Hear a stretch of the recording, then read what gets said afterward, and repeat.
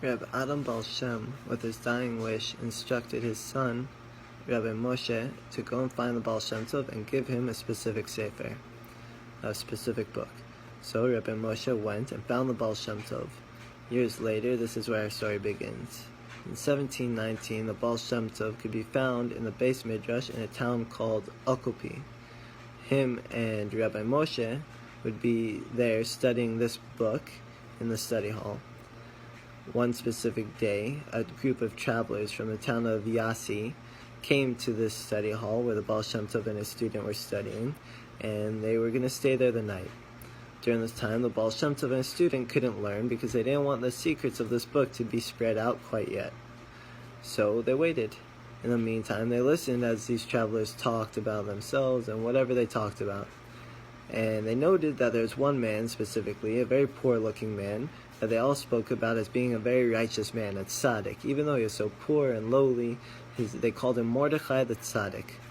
So the next day, the group of travelers got up and they all left. But Mordechai stayed, and he stayed there reading his Gemara.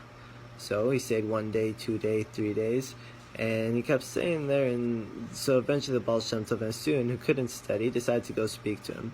So Baal Shem Tov went, and he asked this man, he said, I hear that in the town of Iasi, where you're from, there's a shul that was discovered by some students, or some children. He says, it's true. This shul was home to a very big kabbalist, a very esoteric man, who was called by the name of Shari Tzion, after the book he wrote, Sefer Shari Tzion. He said this man would daven every day, and in his sefer, his book, was focused on the Tikkun Chatzot, the midnight lamentations for the destruction of the temple. And so, after he passed away, another very righteous man, a kabbalist named Rabbi Naphtali, came, and he used to pray in the exact same spot.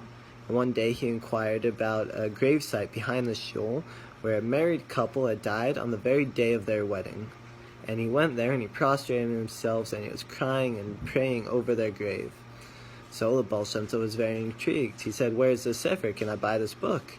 He says, well, I have the original with me, but I think it would be very hard to get. However, I'd be willing to give it to you for free as long as you promise to do the midnight lamentations, Tikkun Chatzot. So the Baal Shem Tov agreed. He said, I'm not a very learned man, so this will satisfy me very well. I'll be able to pray with it. So Mordechai the tzaddik gave him the book and then packed up his stuff and left, never to be heard from again. And the Baal Shem Tov and his student continued their studies, and every night he would get up and he would pray this prayer. And so one day, him and his student were studying, and they were struggling with one part. So his student tried to call down the name of an angel, the angel of Torah, to come and help illuminate this idea. But he messed up the pronunciation, called down the angel of fire, and a great fire broke out. So after everything was resolved, he tried again to call the angel of Torah. But this time it cost him his life when he messed up the pronunciation, and he passed away. Having nothing to hold the Baal Shem Tov in this place, he left Okopi and went to the town of Brody, which references a previous story I've told, where he finds Chana, his wife, and he settles down there in the town of Brody. So years pass while the Baal Shem Tov is in the town of Brody, and he'd oftentimes go to the market where he'd find the travelers from the town of Iasi. In this marketplace, he'd ask these people if they'd ever heard of Mordechai the tzaddik. They never have. No one's heard of this man, no one's seen of him. So eventually the Baal Shem Tov resolves, I'm going to the town of Iasi to figure all this out.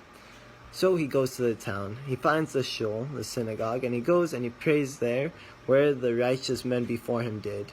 And just like the Rabbi Naphtali did, he goes and he prays at the gravesite behind the shul of this married couple.